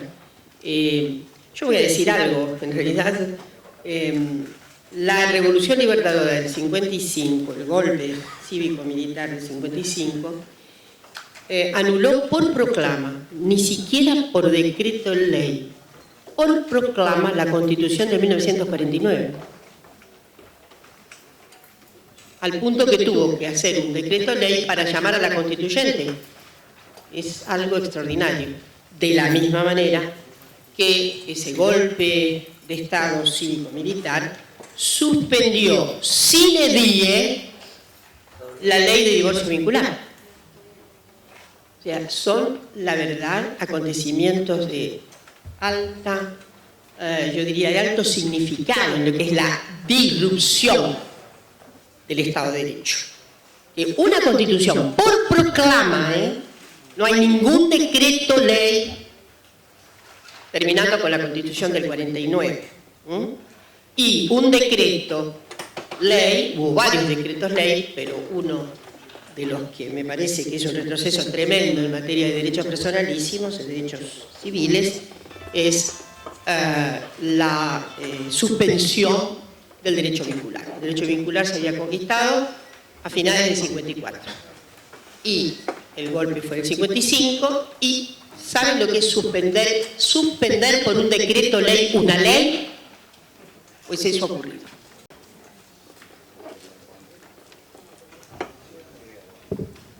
Yo quería hacer un agregado. Dora, nombraste para mí una de las mujeres más impresionantes que tiene la resistencia peronista, que es Alicia Guren. O sea, para mí la actividad, la militancia, digamos, la permanencia de ella durante todo el tiempo que va de la resistencia peronista hasta su muerte, desaparición, digamos, en la ESMA, es probablemente para mí una de las mujeres más impresionantes. La otra que quiero marcar es, cuando yo estudié los uturuncos en la provincia de Tucumán, ¿no? En las redes de los uturuncos existían las llamadas tías, que eran las que refugiaban a estos muchachos, eran todos jóvenes, muy jóvenes, en los barrios periféricos de San Miguel de Tucumán, y muchas de ellas fueron directamente hasta Bolivia a buscar explosivos, ¿no? Y los transportaron por los trenes para llegar y distribuir lo que se conseguía en las canteras bolivianas hacia el conjunto, los distintos grupos de la resistencia peronista, ¿no? Entre ellas me gustaría recordar a una mujer que se llamaba Melitona Ledesma, que tenía una librería en el centro de Tucumán y que fue detenida, además, y juzgada por el CONINTE, si no me equivoco, cuando se descubrió el tema de la guerrilla del Uturunco, ¿no? Y la otra es, en el año 1962, con todo ese anécdota que vos contás de la calle Gascón, la deriva de ese allanamiento, de ese enfrentamiento, fue la detención y desaparición de Felipe Vallese en la calle Canalejas, porque buscando al grupo de Rearte, dieron con la dirección de Felipe Vallese, lo arrastraron, digamos, él se defendió agarrándose de un árbol, ¿no? En el libro de Ortega de Penidual de Felipe Vallese, Proceso del Sistema, está muy bien explicada la detención de Felipe Vallese y finalmente lo que la tortura provocó, que se muriera que lo mataran en la tortura y que después tuvieran que desaparecer el cadáver, digamos, ¿no? No fue el primer desaparecido, porque siempre está la idea de cuál fue el primero, pero en realidad deriva de eso. Probablemente también tuviera que ver con un núcleo que él sí participaba junto con otros miembros, con el Cadre y con Bevilacqua y con algunos otros miembros, de aquel grupo de la Juventud Peronista que asaltó un vivac en Ezeiza en 1960, ¿no? Y que de cierto modo también era otro de esos grupos clandestinos que la policía estaba buscando, ¿no? La Meritona fue famosa. Hay una famosa maestra que la detuvieron en el 55 solamente porque era peronista, ¿no? Perdón, iba a agregar algo acerca de... y el resto lo sabe muy bien. En realidad la resistencia, y también se podría decir la actividad durante el CONINTES, estaba muy descentralizada. Nunca tuvo una coordinación. Eso es extraordinario, ¿no? Porque había estado en sintonía, pero es muy difícil encontrar mallas que establecieran relaciones con todos estos grupos, ¿no? Por lo tanto, lo de Vallese está muy bien recordado, es una de las famosas derivas del famoso calle de las calles Gascón. Y creo que si sigue indagando se encontrarán,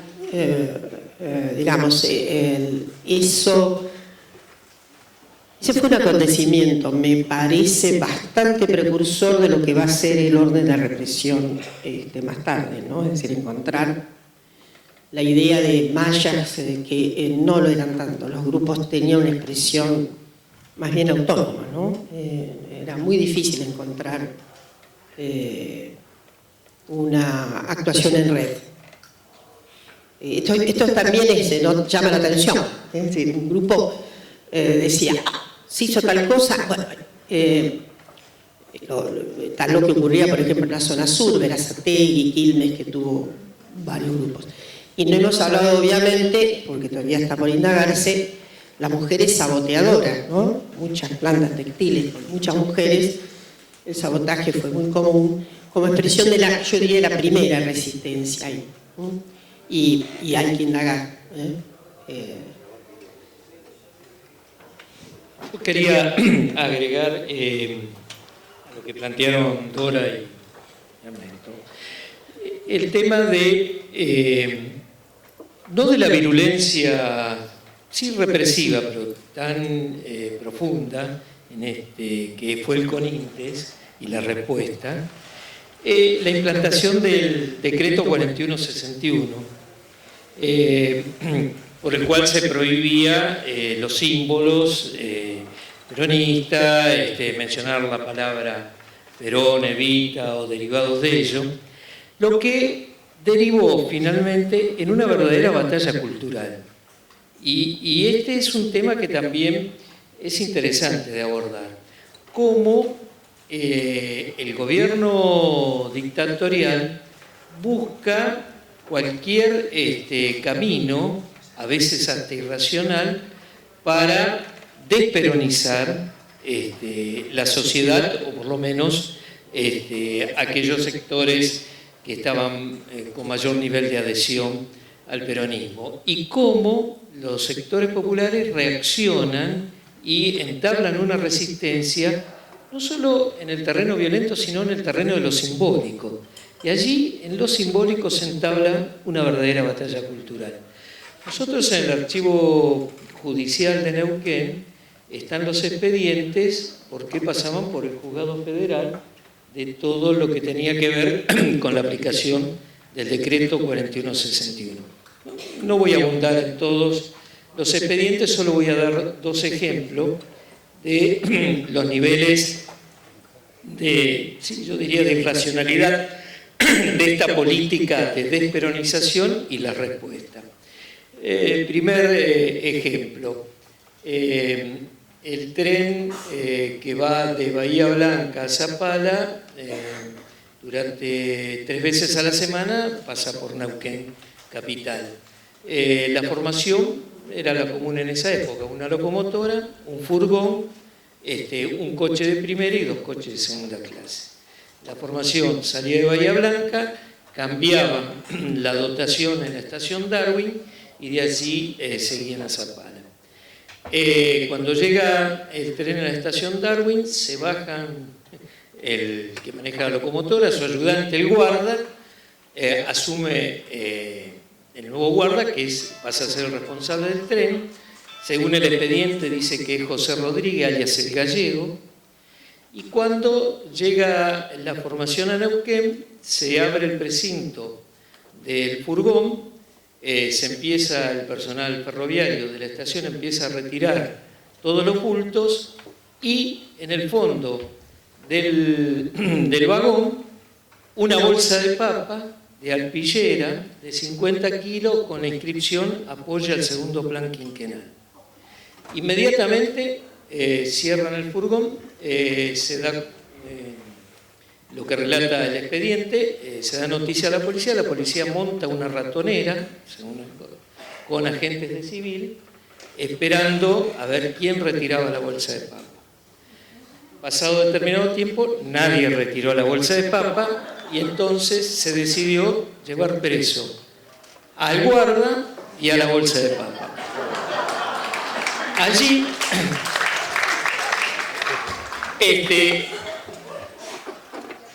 el señor Rodríguez, alias el Gallego, explicaba una y otra vez que el vagón venía precintado y que él no había hecho nada, y si bien era responsable, no tenía idea que allí había una bolsa con la inscripción "Apoya el segundo plan quinquenal". Bueno, el expediente del juez federal, después de una semana, determina la libertad del Gallego Rodríguez, la donación de la papa al hospital, y la que sí queda detenida es la bolsa durante largo tiempo.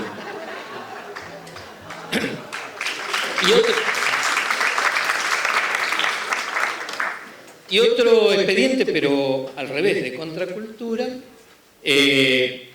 la mutual de personal de YPF tenía una proveeduría ahí también en la ciudad de Neuquén, y ante la prohibición de hacer expresiones del personal de su tendencia política, pero para mantener viva el tema de la resistencia, envolvían los huevos, las papas, con y otros, o los fideos que se vendían sueltos en esa época, con ejemplares de la revista Sí o Ahora que traían la figura de Evita o de Perón. Bueno, eso pasó unos días hasta que una de las señoras que compraba allí se ve que se dio cuenta del asunto y le recriminó al dependiente que estaba haciendo algo ilegal, porque estaba mostrando subrepticiamente las fotos de Evita y de Perón en pleno. Y el dependiente, lejos de, según reza el expediente, ¿no?, lejos de desmentir la acusación de la señora, dijo: ¿le molesta eso? Bueno, en casa tengo un cuadro de Perón de 1 metro por 1 metro. Listo. Vino la policía y todos Y la tercera, que también habla de esta irracionalidad, venían un grupo de muchachos circulando por la ciudad de Neuquén, de un barrio, donde uno de ellos se presentaba como boxeador amateur en un festival de box.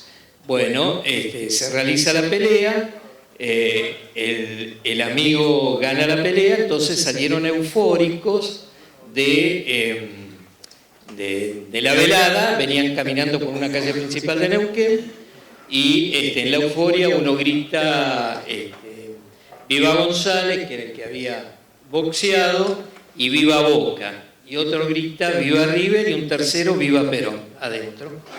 Pero lo interesante es que como era menor tuvieron que ir los padres a retirarlo. Entonces lo interesante es la declaración del menor que dice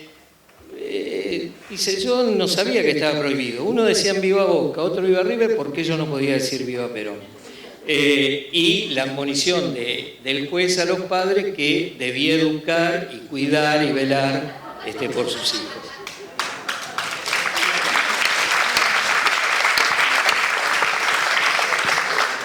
Sí, yo quería pedirle a Ernesto si por favor podía ampliar un poquito en qué fecha y cómo se conformó el tema de los uturuncos.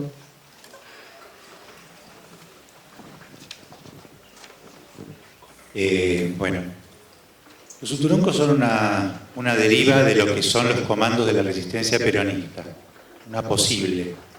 No todos los comandos tenían la misma ideología, llamémosle, eran todos peronistas, pero los había de distintas orientaciones, como ha sido siempre y natural en el peronismo, ¿no? Es decir, que los comandos de Córdoba, por ejemplo, que pusieron una bomba ahí en el Plan Conintes, que destruyeron un tanque de combustible de la Shell, venían de la Alianza Libertadora Nacionalista, y el comando de Tucumán se llamaba el 17 de octubre, estaba ligado directamente a lo que había sido el Comando Nacional Peronista, que estaba radicado en la capital, que dirigían César Marcos y Raúl Lagomarsino. César Marcos eran todos dirigentes de base, digamos, pero César Marcos había sido un militante que había pasado por la izquierda, por el trotskismo, era un autodidacta, había sido suboficial del ejército, y era el comando más ligado a la figura de Cook, ¿no? El más ligado de todos.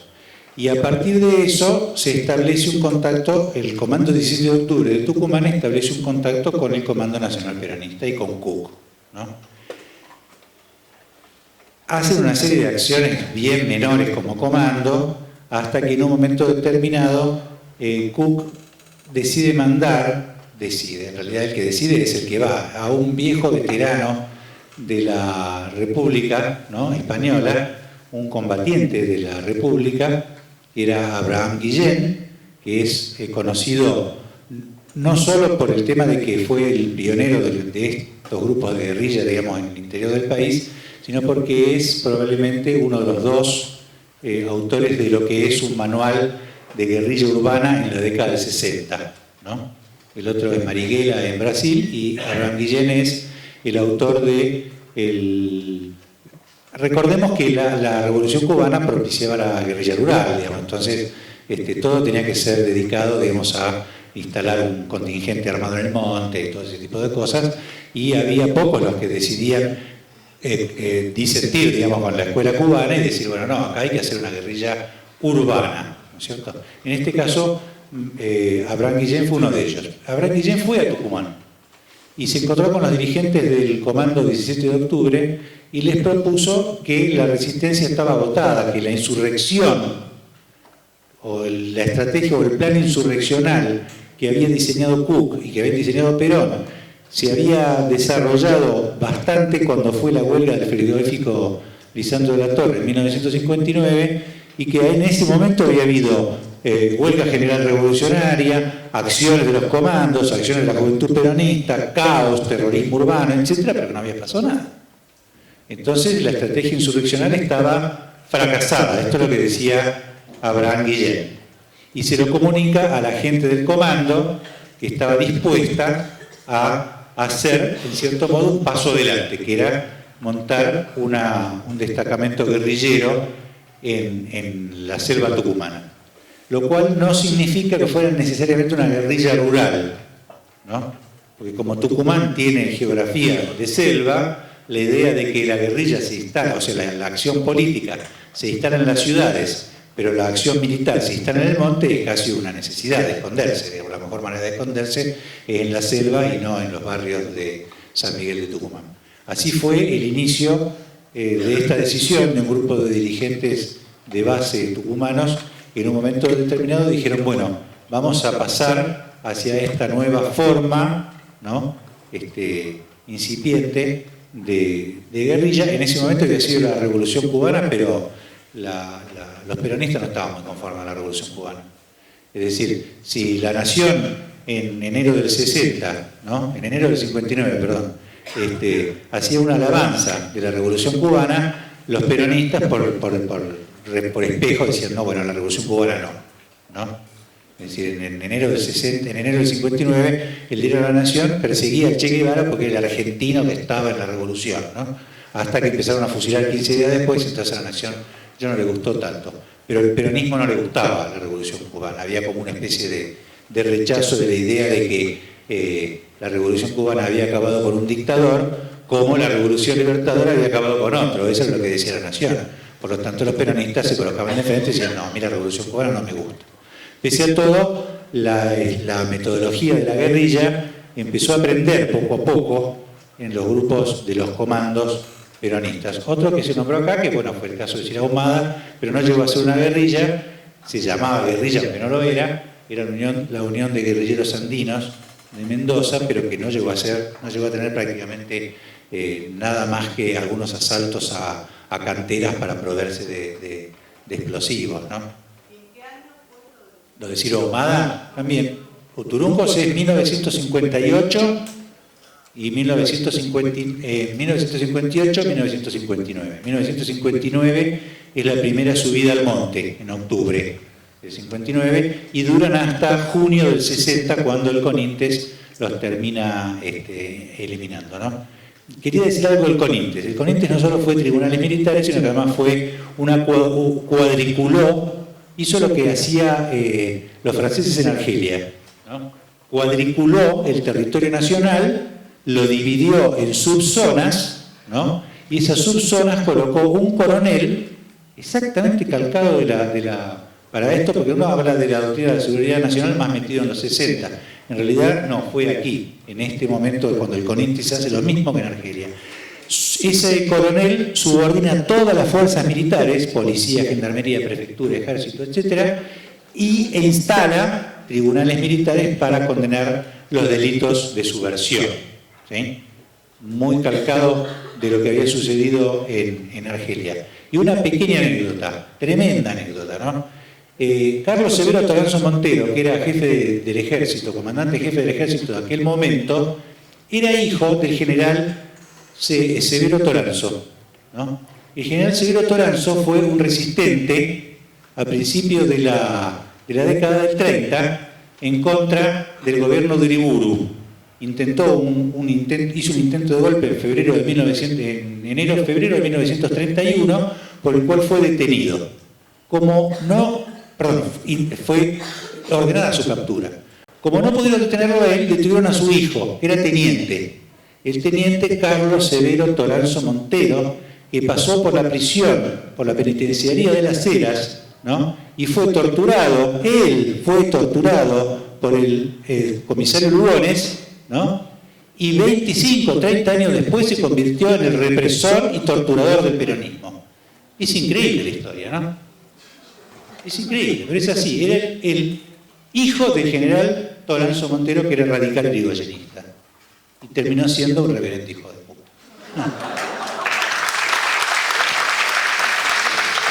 Hola. Varias preguntitas muy cortitas. En primer lugar, si el pacto Perón-Frondizi, ¿hay algún antecedente escrito o fue algo verbal o de tradición, digamos?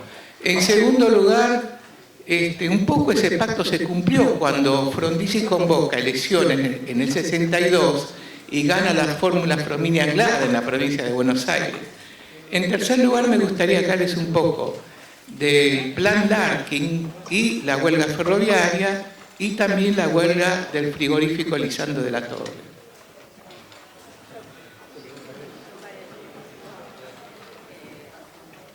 La verdad que el pacto tiene mucha más oralidad que escritura, eso es así. Pero era clarísimo que la negociación fue por esas aguas.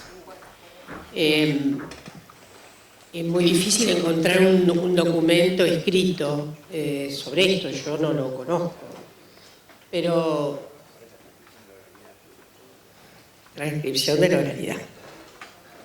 El documento no existió, es decir, se iba en orden a encuentros que evidentemente enunciaban el pacto, pero digamos, no es que hay un documento, el pacto, digamos, se transcribieron lo que fueron las manifestaciones de ambas partes, es decir, yo no he visto nunca más que eso, lo que se ha dicho acerca del acuerdo, ¿no? Y es verdad que después viene lo del 62 y así termina, ¿no? Pero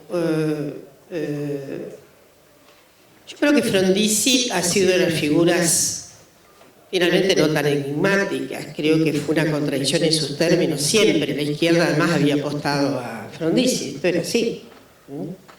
En aquel momento. No sé cuáles eran las otras, pero Ernesto se asoma más a las otras cuestiones.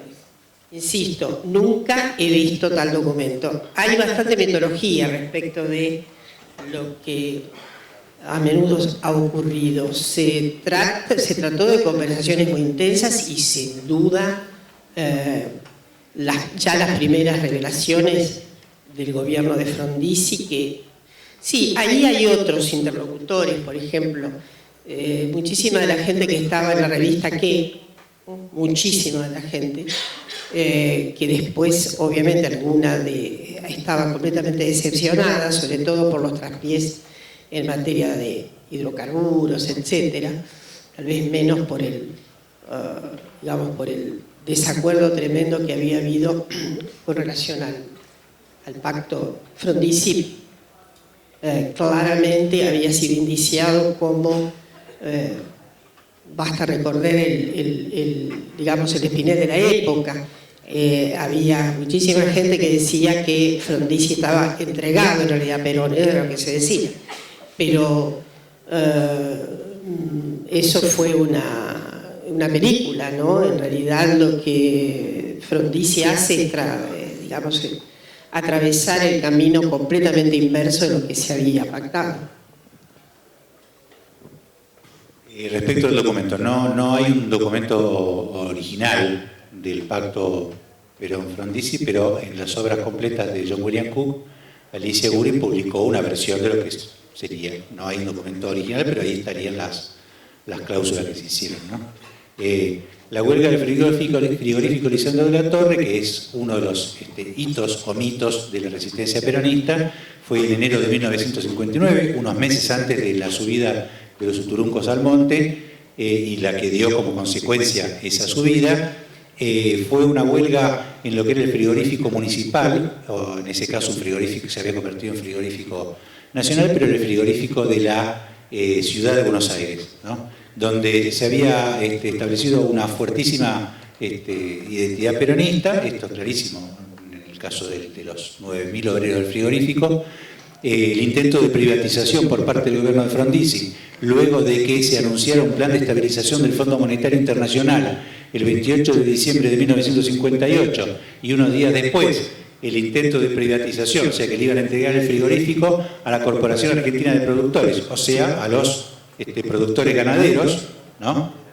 Para que hicieran negocio, hizo que los 9.000 trabajadores del frigorífico, liderados por Sebastián Porro, se levantaran en contra de esa privatización y llevaran una huelga que, según dicen los propios participantes, no cesó hasta el día de hoy, es decir, nunca levantaron la huelga fue derrotada, es decir, fue derrotada, el Frondizi mandó una fuerza que se calcula en 2.000 efectivos para eliminar una resistencia de 9.000 obreros, con tres tanques de guerra que fueron hasta Mataderos. Bueno, la historia es más o menos conocida.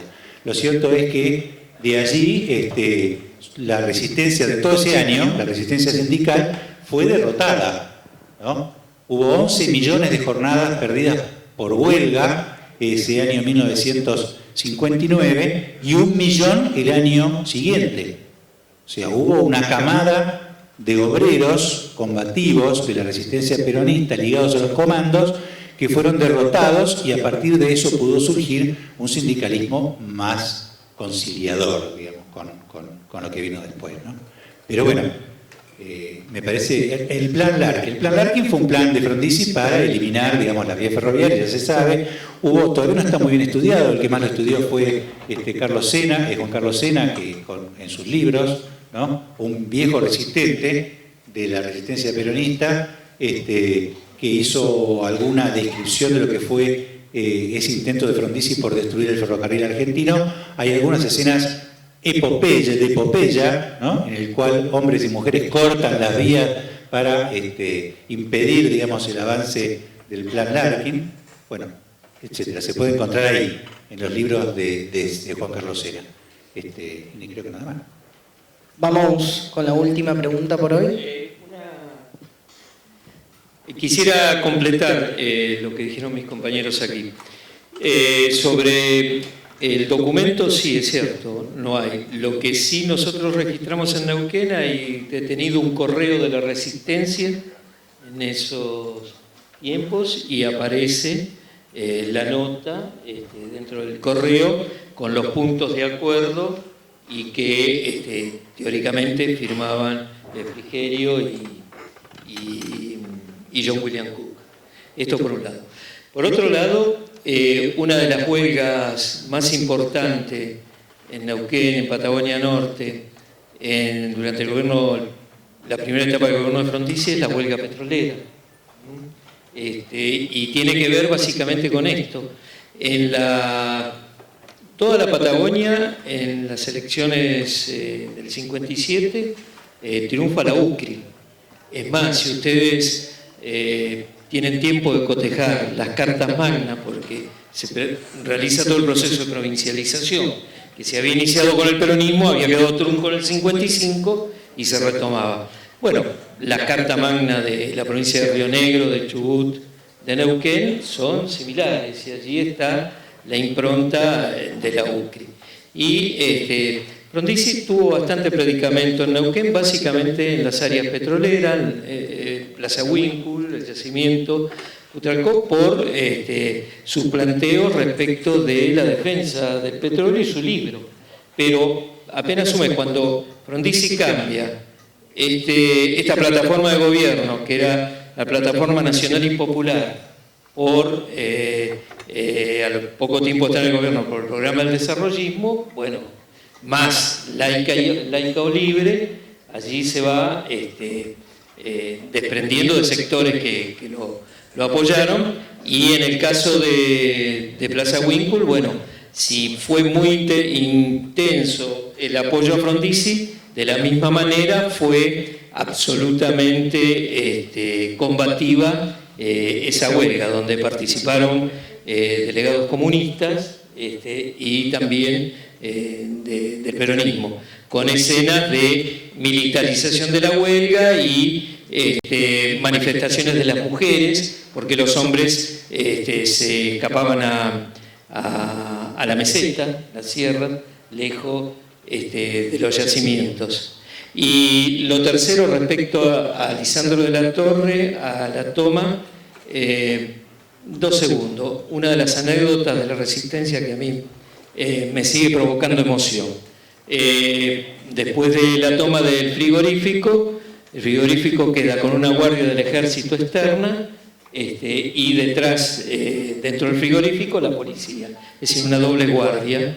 Y los obreros allí trabajando, y en el patio del frigorífico había un busto de San Martín y uno de Vita, que bueno, había sido sacado. Y era el 17 de agosto, el día de San Martín, y entonces uno de los delegados, que lo cuenta en primera persona, dice: me reuní con otros compañeros y dijimos, tenemos que hacer algo. Entonces ideamos una maniobra, que era hacer un homenaje. Entonces yo fui a comprar una palma y los compañeros entraron y le contaron a los trabajadores, a sus compañeros, qué es lo que íbamos a hacer. Entonces dice, yo empecé a avanzar con la palma en la mano, dice, y mientras me iba acercando a los portones, los militares me abrían paso y me hacían la veña, se cuadraban y hacían la veña. Pasé el portón, la policía lo mismo, y llego frente al monumento a San Martín, corro 5 metros y pongo la ofrenda donde estaba Evita. Y todos los 2.000 obreros, desde los pisos superiores, gritando Perón, Perón.